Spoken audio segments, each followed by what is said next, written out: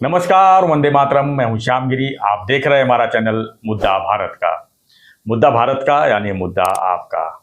मुद्दा है महाराष्ट्र के पॉलिटिक्स का, जहाँ पिछले 3-4 दिन से जो है शिवसेना यानी मुख्यमंत्री की शिवसेना की जो है फजीयत हो रही है। यानी गजानन कीर्तिकर वर्सेस रामदास कदम की जो है जुगलबंदी चल रही है। क्यों चल रही है? सीट का बंटवारा तो छोड़ दो, अभी जो सीट जो है जिस पे कीर्तिकर साहब जो मौजूद हैं उसको लेकर रामदास कदम जो है बड़े बड़े विधान यदि कर रहे हैं। और क्या ये इस पर मुख्यमंत्री जी का क्या कंट्रोल नहीं है, इसी में हम जानेंगे। क्योंकि आगे बहुत सी चीज़ें अभी आने वाली हैं, क्योंकि चुनाव होगा, फिर सीट बंटवारा होगा, तब क्या होगा। सर, ये बहुत ये शुरुआत हुई है, ये ठीक नहीं है, खासकर मुख्यमंत्री के लिए, शिंदे साहब के लिए ठीक नहीं है। क्योंकि जिस तरह से पेपर में आ रहे हैं, सोशल मीडिया पे आ रहे हैं, जिस तरह दोनों के वक्तव्य आ रहे हैं, उससे लग रहा है कि मुख्यमंत्री का कंट्रोल नहीं है इनके ऊपर। तो और भी ऐसे कई लोग तैयार हो जाएंगे आगे चल के, तो फिर मुश्किल हो जाएगा सर ये। तो इसमें 2-3 मुद्दे में थोड़ा मेरे स्टाइल से और मेरी जी बिल्कुल जो आपका दृष्टिकोण से लेना चाहता हूँ। लेना ही पड़ेगा जी। पहली बात ये है सर जी कि इसमें मुख्यमंत्री को कोई धोखा नहीं, इसमें कोई मुख्यमंत्री की बदनामी नहीं, क्योंकि इस तरह से झगड़े जो है वो बीजेपी में चल रहे हैं, ठाकरे शिवसेना में चल रहे हैं, सभी पार्टी में चल रहे हैं, बीजेपी में चल रहे हैं। भाई, फडणवीस का सबसे बड़ा दुश्मन महाराष्ट्र में कौन है? बताओ मुझे, कौन है? बताओ। आपको मालूम है, मैंने कई बार बोला है, बावनकुळे। हाँ अच्छा, बावनकुळे कौन? आपने क्या नाम लिया? मेरे 2-3 लोग हैं। हाँ 2-3 लोग हो सकते हैं। हाँ नहीं 2-3 होते हैं उसमें। अच्छा चलो 2-3 ने लेकर गिनना है तो आप गिन लो। चंद्रकांत दादा पारीक सबसे बड़ा दुश्मन जी। सबसे बड़ा नहीं बोलते क्योंकि ये सब बड़े ही है। बावनकुळे किसका दुश्मन? फडणवीस का। वो फडणवीस के बारे में क्या बोलता है? फडणवीस के लिए वो कितना मुसीबतें खड़ा करते हैं कि नहीं? तारीफ कर करके मुसीबतें खड़ा करते हैं सर। वो तो अनिल दत्ते स्टाइल है। मैंने जिंदगी में जितने लोगों को टीका करके मारा, उससे ज्यादा लोगों की करियर बर्बाद की मैंने स्तुति करके। ओहो यही चीज बावनकुळे कर रहे हैं तो सर वो भी खिलाफ है। वैसा मुंडे पंकजा मुंडे है, तो विनोद तावड़े बोलता नहीं है। अभी विनोद तावड़े ने पैचअप किया, पैचअप कर लिया। सभी को पैचअप कर लेना चाहिए मेरे ख्याल से। नहीं सर, होता नहीं सर, ऐसा कैसे होगा पैचअप सर? ऐसे पैचअप की बात भी इतनी आसान नहीं होती है सर। देखो, एक म्यान में अगर 2 तलवारें नहीं लड़ती तो 2 तलवारें आपस में लड़ेगी अंदर जाने के लिए। बिल्कुल सर। ये देखो, अभी आप बोल रहे हैं ना, तो अभी एक सामने एक छोटा सा न्यूज है, ये ताड़ोबा का न्यूज है, ये पढ़ने लायक है जी। हम जो बोल रहे हैं ना अभी कि ताड़ोबा के जंगल में बजरंग नाम का एक नरवाघ था। हाँ, वो ताड़ोबा की शान करके जाना लगता था। उसने क्या किया था, छोटा दड़ियाल नाम का एक नर था दूसरा, तो वो थोड़ा इससे कम ताकतवर था, तो उसने उसको भगा दिया। क्योंकि वो मादिया जितनी है उसके ऊपर उसका रौब जमाना था। अब ये मादिया के रूप में आप समझो सत्ता है, ये सत्ता है, मादी के ऊपर ये करने का अधिकार मतलब सत्ता है। तो उसने उसको भगा दिया। अब ये बजरंग ने आपले साम्राज्य स्थापन केले, त्याला काढून दिला छोटा दडियाल, वो छोटा होगा, उसको भगा दिया दूसरे जंगल में। ये किया, मगर ऐसा हो गया कि अभी उसी एरिया में सीएम नाम का एक शेर आ गया, वाघ, दूसरा वाघ, सीएम नाम का नाम उसका। ये वन विभाग वाले कुछ भी नाम रखते रहते, उसने सीएम नाम का एक शेर आ गया। सर, ये सीएम नाम का जो शेर था वो जंगी था, इसने वो छोटा दड़ियाल को भगाया। मगर ये सीएम के साथ उसकी जबरदस्त झुंझ हुई, और उस झुंझ में वो इतना जख्मी हो गया, सीएम वाघ ने उसको इतना जख्मी किया कि वो मर गया। बजरंग सॉरी। और सीएम वाघ वो है, वो जंगल का राजा बन गया। अभी अगर छोटा दड़ियाल को भगाता नहीं है तो वो सम्राट नहीं बनता था, और वो सम्राट बजरंग को अगर ये नहीं मारता था तो ये अभी सीएम जो है वो नहीं बनता था। सर, राजनीति ऐसी, राजनीति जो जानवरों में है ना वही मानवों में है।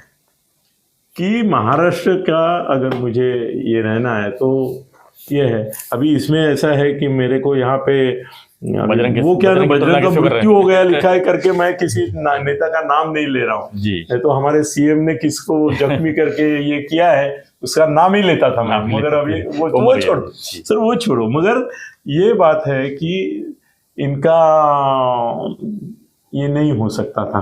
और अभी हमारी जो बात चल रही है गजानन कीर्तिकर का। गजानन कीर्ति और कदम, उसके बारे में मैं बोलता हूँ आपको कि लोग लड़े सर आपस में, मजा आता है। जो पक्ष श्रेष्ठी रहते हैं ना उनको मजा आता है, खुश होते हैं।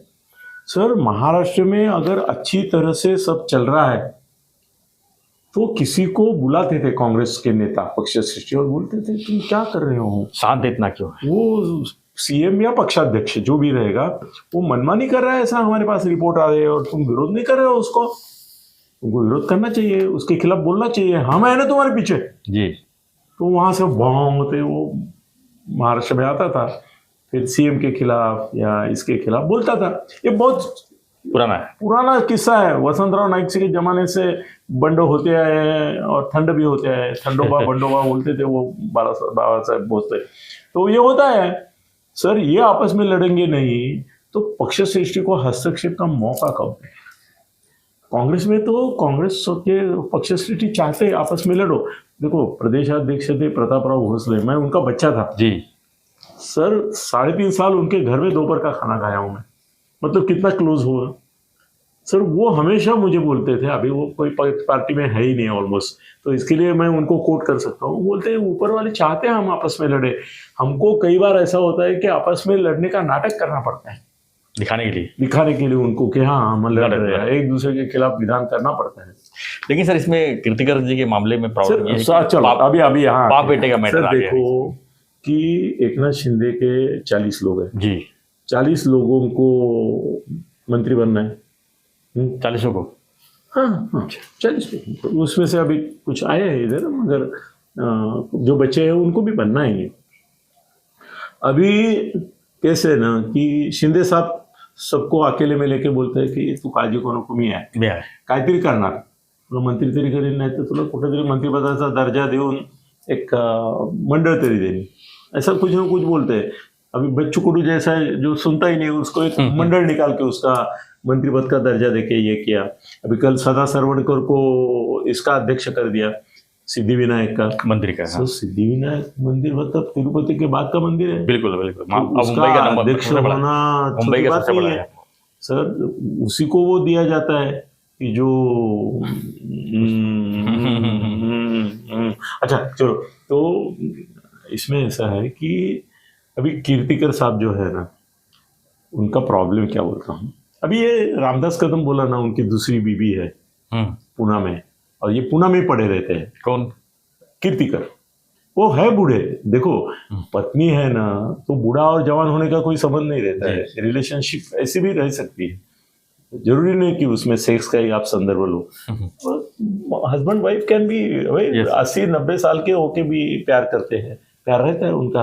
तो इनकी दूसरी बीबी है, ये कोई नया नाटक नहीं है सर। ये शादी मेरे ख्याल से जहां से मैं अब तक जानता हूं तब से 25-30 साल हो गए सर।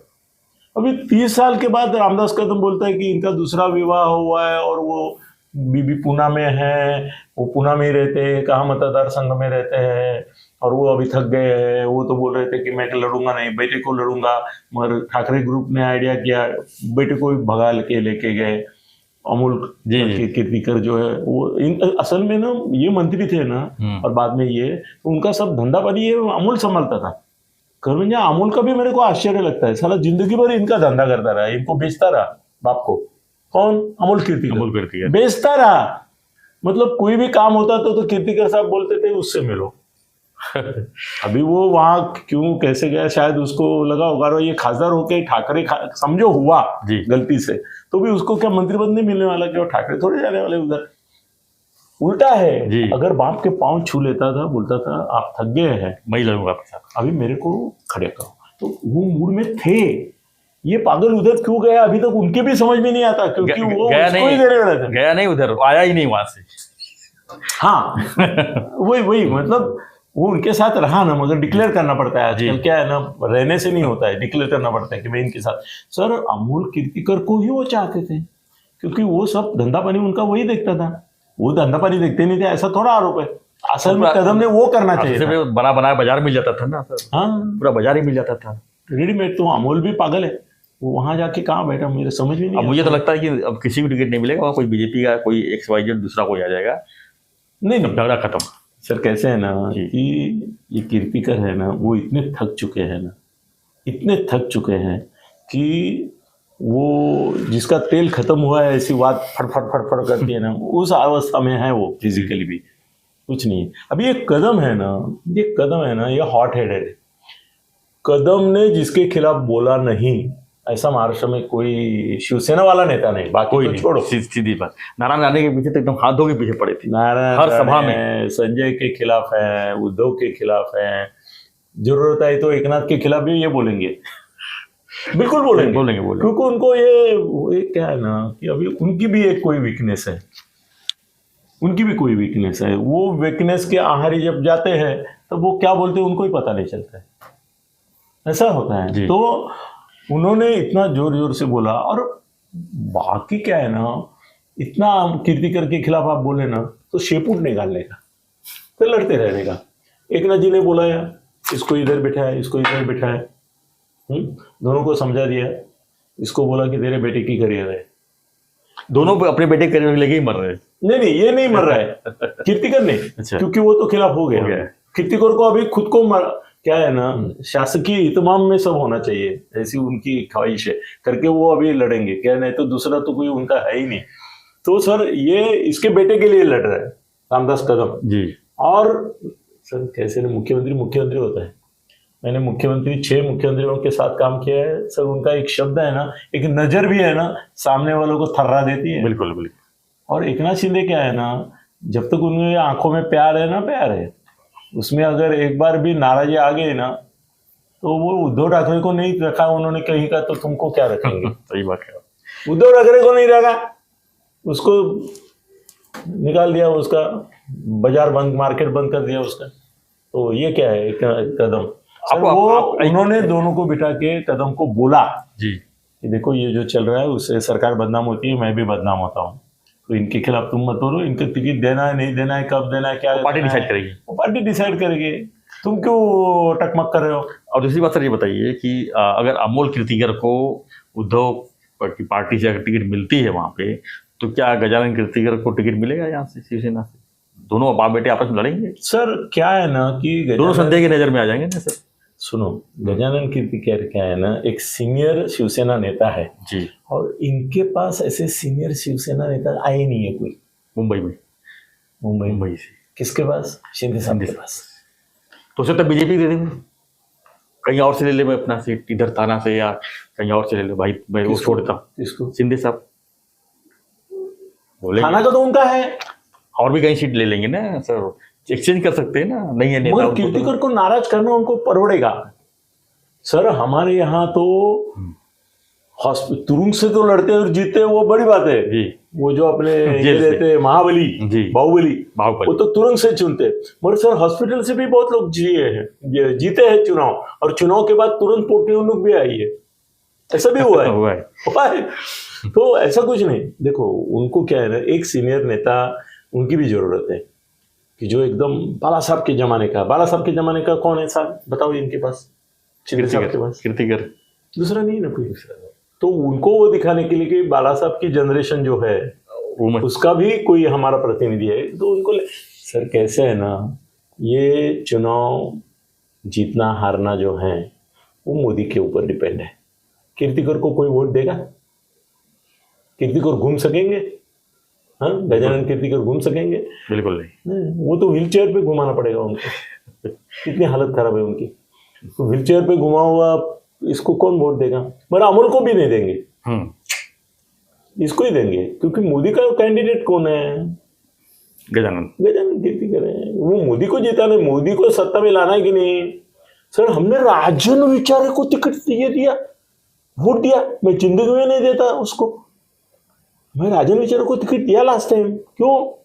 मोदी को देना था ना मुझे बाबा। वो कोई कीर्तिकर option साहब नहीं को था। भी मोदी के लिए देंगे लोग, भले वो ऐसे बैठ के जाएंगे कैसे भी जाएंगे, तो लोग बोलेंगे नहीं भाई कीर्तिकर को देना है गजानन, ये कीर्तिकर को नहीं देना, वो अपकीर्तिकर हो गए, ये कीर्तिकर हो गया। तो शिंदे साहब को भी उनको टिकट देना पड़ेगा। वो हट अगर छोड़ते हैं जी तो दूसरा भी एक प्रॉब्लम होता है सर, ये बीजेपी वाले भी पहुंचे हुए लोग हैं, वो बोलेंगे अगर कीर्तिकर नहीं है तो विद्यमान खासदार नहीं है आपका, तो हमको वो सीट दे दो। हाँ, क्योंकि वही तो उनके यहाँ बैठे हैं बहुत सारे, हाँ। उस सीट पे नजर लगा के, बिल्कुल। नजर लगी तेरे अभी तो बंगले सर पे। कृपा शंकर सिंह भी तैयारी कर रहे हैं लोकसभा की। हाँ ना, हाँ वो अपना चले क्या है ना, सर। कृपा को भी तुम्हारे योगी आदित्यनाथ ने उल्लू बनाया ऐसा मुझे लगने लगा है। कैसे? कृपा शंकर सिंह जब भी मैं उनको मिलता था बोलते थे कल आदित्य को मिलके आया, ये आदित्य के आईएएस ऑफिसर के साथ मीटिंग है, अभी फोन आया, तो आईएएस ऑफिसर किसी सचिव से बात करते थे आदित्य के, ये वो, मतलब पूरा वो आदित्यमय हो गए थे। और कभी भी पूछो उनके सेक्रेटरी को तो वो बोलता था साहब उधर गए हैं, बनारस यूपी गए हुए, और वापिस आते थे तो बोलते थे अभी मैं कल आया हूँ, अभी 2 दिन इधर हूँ, परसों फिर जाऊंगा। सर इतना घुमा फिरा के वो, उनको आशा थी कि वो राज्यसभा का टिकट योगी आदित्यनाथ उनको दे देंगे, कहाँ मिला। उन्होंने उनको तो बोल दिया लास्ट में कि आप महाराष्ट्र में बहुत आपके नाम है, महाराष्ट्र में कोई उत्तर भारतीय तगड़ा नेता नहीं है, आप जाओ महाराष्ट्र में और उत्तर भारतीयों का नेतृत्व करो। मतलब उसको वहां से भी वनवास में भेज दिया कृपा शंकर को। अभी वहां से कोई राज्यसभा वगैरह मिलने वाली नहीं है, यहीं पे आओ, यहाँ पे तो देने वाले नहीं बीजेपी वाले दूसरे लोगों को आगे बढ़ा रहे। अगर कृपा शंकर को इतना महत्व देना था बीजेपी को, तो अभी तक हर सभा में उत्तर भारतीयों के लिए कृपा जी को बुलाते थे। बिल्कुल, अपने मित्र है, मेरे तो बहुत अच्छे मित्र हैं, मेरे भी जो बात है वो बात है जी। और कृपा शंकर जी को शब्द आदित्यनाथ ने पाला नहीं करके दोष देने को जवान है। उसने अपनी जबान कब पाली है, लोगों को कितनी जबानें दी है उन्होंने, मैं ये करूंगा, वो क्या क्या थे ना, मुंबई अध्यक्ष भी थे ना, तो मेरे कम से कम 4-5 मित्र इनके इलते बिलते घूमते थे। मैं बोला इतना शिपुट घुमा के मत करो, ये कुछ करने वाले नहीं है आपको। नहीं किया उन्होंने, कोई पद नहीं दिया, प्रतिष्ठा नहीं दी, कुछ नहीं किया। तो उन्होंने कितने लोगों के वचन भंग किए हैं, इसकी आदि निकालेंगे ना, तो एक आदित्यनाथ ने किया तो कोई बड़ी बात नहीं है, उसी लायक है। उन्होंने भी लोगों को दिए हुए वचन कभी पूरे नहीं किए। चलो वो छोड़ते हैं, अभी इधर आते हैं। तो कीर्तिकर और कदम, तो सर एकनाथ शिंदे सक्सेस है सर। ये 40 असंतुष्ट भूतावड़े है सर, ये भूतावड़े है, ये सब भूत है जो पवार साहब ने, तुम्हारे शिंदे साहब लेके विक्रम और वेताल, सब विक्रम के पीठ पे एक ही वेताल था। अब यहाँ 40 39 है, ये खुद है 40 ना, 50 हो गए कुछ बोलते हैं। तो वो जो भी है वो 40-50 वेता इनके पीठ पे बैठे हैं और उनको विक्रम विक्रम विक्रम वेता वेता वेता, फिर भी ये विक्रम भारी पड़ रहा है उनको। 40 के ऊपर, 40-50 के ऊपर विक्रम अपना भारी पड़ रहा है।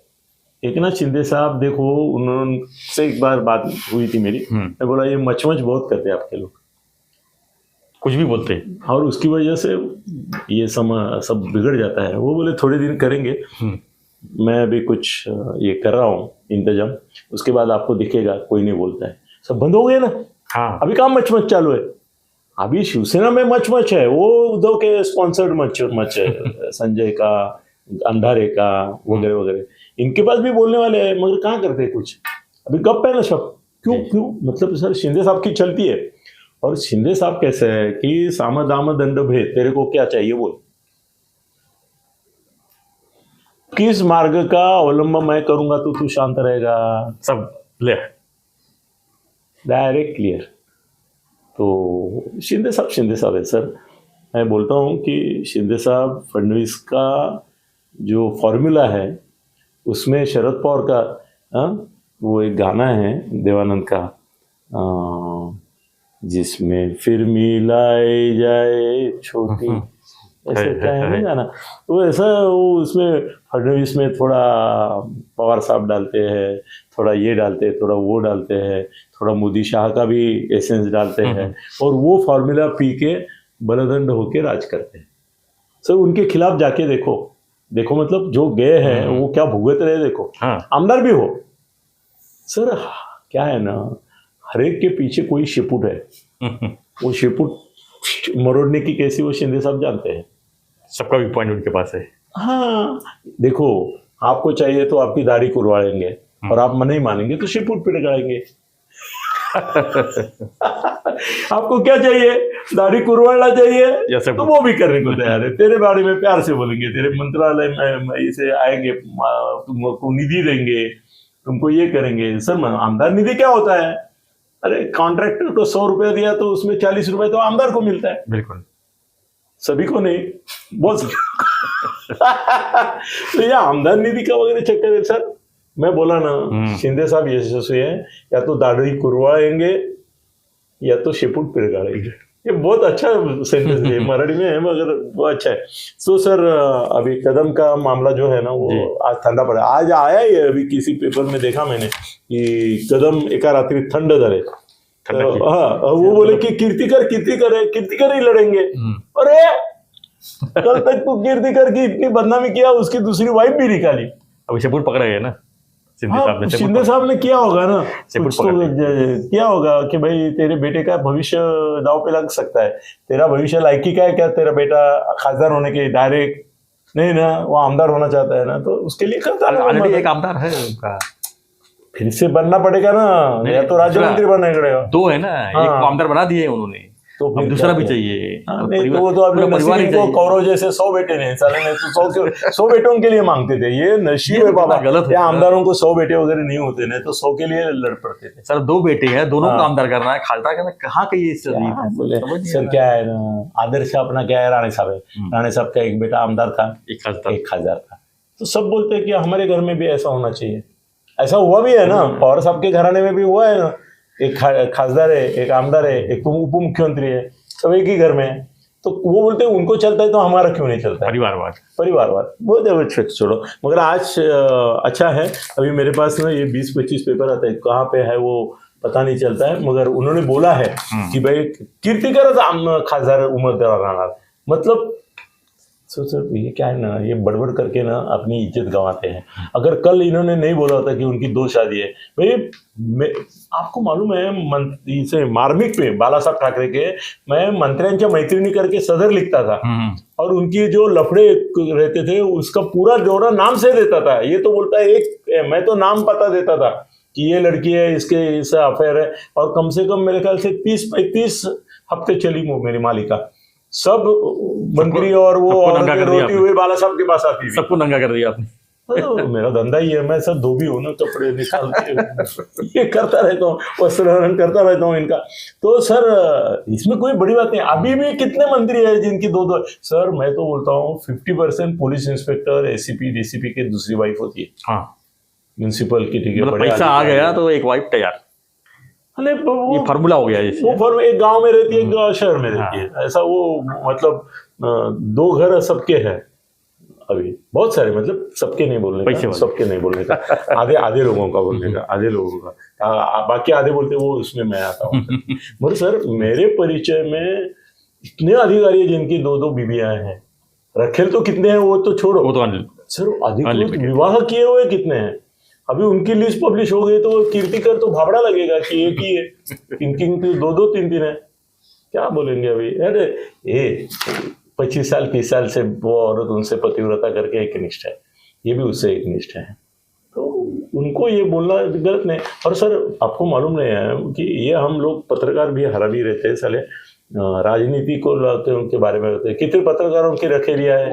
मध्य प्रदेश जो मुख्यमंत्री थे, क्या नाम था याद नहीं आ रहा, जो कांग्रेस के जो बोलते रहते बहुत, उन्होंने कितने उम्र में शादी की है, दूसरा शादी की? नहीं सर, तुम करो, पहली बीवी उसकी मर गई है करके उसने शादी की है, वो छोड़ो सर हमारे इसमें 2 बीवी वाले पत्रकार कितने हैं और रखेल रखने वाले पत्रकार कितने हैं, इनकी लिस्ट निकालो ना सर। एक संपादक तो तहलका का तो वो तो छेड़ काटने के इसमें अंदर गए, अभी छूट गया सर वो। मगर है ना पत्रकारों को सर, एक पत्रकार है मराठी, अभी यूट्यूबर है पॉपुलर, उसने तो मार खाई थी हॉस्पिस ऑफिस में लड़की की छेड़ काटने के लिए। तो बहुत सारे किस्से हैं।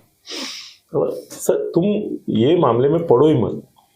अभी ये कदम का ये 25-30 साल पहले वाला स्टेटमेंट दिया, लोकसत्ता में भी आया मेरे ख्याल से। सर लोकसत्ता के संपादक थे विद्याधर गोखले।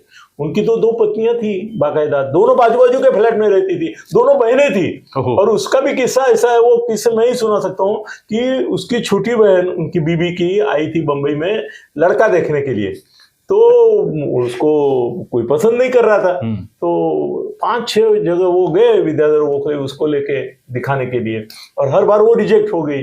तो बाद में वो बोले तेरे साथ इतना 6 जगह में गया, कोई तेरे को पसंद नहीं करता है, मेरे को तो पसंद है, तू मेरे से शादी कर लेना, क्या बात है। उसने शादी कर ली सर, बाकायदा उसके बच्चे बिच्चे सब कुछ है, घर है, बाजू में रहते हैं। तो विद्याधर गोखले जैसे बड़े आदमी ने, सर कितने लोग मेरे तो, अरे बाबा बाबा बाबा बाबा, कितने संपादक, मैं 55 साल की मेरी जिंदगी में मैंने कितने संपादक और लेखकों को देखा है कि उनकी दूसरी वाइफ है या रखेल है। वो तो छोड़ो, एक लोकप्रभा के संपादक थे हमो मराठे, तो माधव गडकरी थे संपादक। तो माधव गडकरी ने मुझे बोला कि ये बहुत लफड़े करता है हमो मराठे। मैं बोला क्या करना है? वो बोले ना उसका ड्रावट फोड़ो, तुम तोड़ो, उसमें बहुत सारे लव लेटर्स है बहुत सारे औरतों के, और वो सबको छुतिया बनाता रहता है, सबको बोलता है मैं तेरा प्यार हूँ वगैरह वगैरह। तो मैं बोला सर ये तो दरोड़ा होगा कानून से। वो बोले एक काम करता हूँ, ये शनिवार रविवार के दिन पूना जाता है, उसकी बीबी पूना में है, तो शनिवार रविवार नहीं रहता। सर कितनी बड़ी बात बोल रहा हूँ आसानी से। तो बोले शनिवार को तुम आ जाओ। सर मैं और मेरे 2 दोस्त, उसमें से एक तो उनका स्टाफ वाला था, हम गए वहाँ पे। तो माधव सर नाम ले रहा हूँ ना मैं थोड़ा ऐसा, भाई ऐसा नहीं बोलता कभी सर। छिन्नी, हथौड़ी, स्क्रू ड्राइवर लेके गए? नहीं लेके नहीं गए, माधव गडकरी ने निकाल के रखे थे उधर, लेके आए थे घर से। मुझे बोले ये तोड़ो। मैं बोला सर देखो मेरे को पकड़ा गया ना मैं, तो मैं तुम्हारा नाम लूंगा। अरे काही नाही होत, माहिती है सगळ्यांना। सर उसके रूम में घुस के बाकायदा मैंने उसका लॉकर तोड़ा, टेबल का था ना वो, उसमें से सर 200 लेटर निकले अलग अलग। 200 में से समझो 50 औरतों के 200 होंगे शायद। और क्या क्या लिखा था, बा बा बा बा बा बा। और सर मैं तो बिंदास, तो गडकरी को बोला मैं क्या करूं इसका भाई। वो बोले तेरे गगनबेदी का हेडलाइन बनाओ। और बोले मेरा एक सामाजिक समता परिषद का ये है जिसमें स्त्री की महनता, इसके ऊपर लेक्चर है, वो ये हरामी आने वाला है वहां पे वो लेक्चर देने के लिए, तो उसके पहले बैंड बजा दो। सर मेरा गगनबेदी उस समय पॉलिटिक्स में बहुत चलता था, तो मैंने हेडलाइन कर दी कि लोकप्रभा के संपादक हमो मराठे ये वड़ू है का काय है, वो स्टाइल से दिया। और पत्रों के नाम, औरतों के नाम नहीं दिए मैंने, पर पत्र और ये इसे क्या लिखा है उसने क्या लिखा है सब लिखा। सर महाराष्ट्र में हंगामा मच गया, वो मामला गोयंका तक पहुंच गया। तो माधव गडकरी को क्या ना डर था कि ये लोकसत्ता का संपादक बनेगा, इसके लिए कारस्थान किया उन्होंने। वो उन्हें बोले भी कि ये लोकसत्ता के नजर रखते थे और वो लोकसत्ता के संपादक थे, तो इसको उड़ाना है अपने को। तो मैं ऐसे बड़े दोस्तों के लिए बहुत कारनामे करता था सर। वो कारनामों के ऊपर 100 कारनामे हमारे वीडियो में हो सकते हैं सर। तो उनको रिजाइन करना पड़ा, हमो मराठे को रिजाइन किया वो, और वो निकल गया। उसने आत्मचरित्र में ये सब लिखा है मेरा कारनामा, उसका नाम वगैरह वगैरह।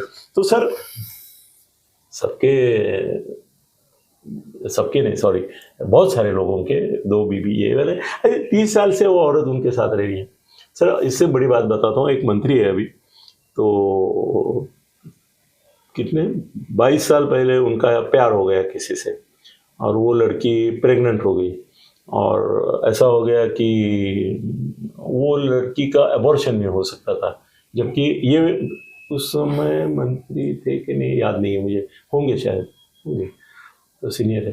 तो सर वो बच्चे को जन्म देने का उसने फैसला लिया, तो उसने वो बच्चे को जन्म दिया, और एक महाराष्ट्र की बड़ी लेखिका है, उनको बच्चा नहीं था, उसको गोद दे दिया, अनऑफिशियली दिया। और वो भी लेखिका इतनी पहुंची हुई थी, मेरी मैत्रिणी थी, वो कुछ दिन से मुझे बोलने लगी कि मैं प्रेग्नेंट हूँ। मैं बोला क्या बात है, बहुत अच्छा है, 12 साल के बाद तेरे को बच्चा हो रहा है, बहुत अच्छा है। क्योंकि उसने टाइप पहले से ही करके रखा था कि उसका जन्म होने से पहले ये प्रेगनेंसी का नाता कर रही थी। अब ऐसा हो गया कि वो ना पेट को ये बांध के घूमती थी, पेट दिखाने के लिए, वो लेखिका। हाँ, तो मेरे मिसेस को मैं बोला कि अभी वो प्रेग्नेंट है 12 साल के बाद, और अपने उसके रिलेशन एकदम बहन भाई जैसे है, तो जाके उसको थोड़ा कुछ सोने का चेन ये वो इस तरह दे के आते हैं। उसका दोहा जोड़ तो नहीं करते, मगर जाते हैं। तो मैं बीबी के साथ गया उसके पास, वो लेखिका के पास। तो उसको चेन बीन तो दिया हमने। मेरी बीवी है, वो औरत है ना, उसको बराबर पता चलता है। वो बाहर आने के बाद बोले ये प्रेग्नेंट नहीं है। मैं बोला क्या बात करी? बोले उसने ये बांधा हुआ है। मैं बोला क्यों? बोले उसका चलना और उसका पेट का साइज फर्क है। मैं बोला क्या बात कर रही हो तुम, तो बहुत ही अलग टाइप के बोल रहे। मेरे को धक्का बजा है। बाद में ऐसा हो गया कि जिस दिन वो मैत्राणी को बच्चा हुआ उस दिन इसको भी हो गया ऑटोमेटिकली।